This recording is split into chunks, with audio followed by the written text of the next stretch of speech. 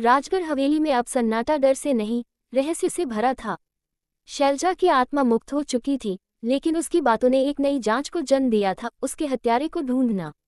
आरव, भावना और पंडित शास्त्री अब हवेली की पुरानी किताबों, दस्तावेजों और तस्वीरों को खंगाल रहे थे।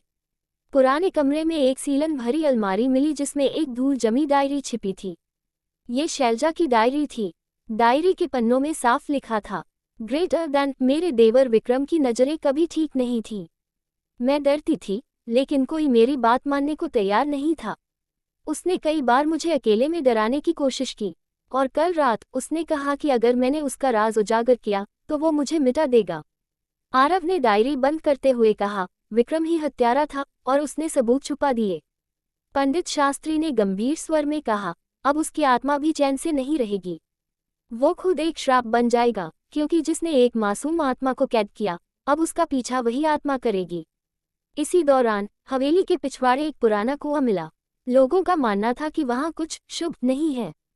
पंडित शास्त्री ने संकेत दिया कि शायद शैलजा की लाश वहीं फेंकी गई हो। जब कुएं को खोला गया तो उसके भीतर कंकाल के अवशेष और एक टूटी हुई चूड़ी मिली, वही चूड़ी जो शैलजा की डायरी में वर्णित थी। अब सब कुछ साफ हो चुका था। आरव ने पुलिस को बुलाकर सबूत सौंप दिए। विक्रम को तलाशने की कोशिश शुरू हुई, लेकिन वो अचानक गायब हो गया।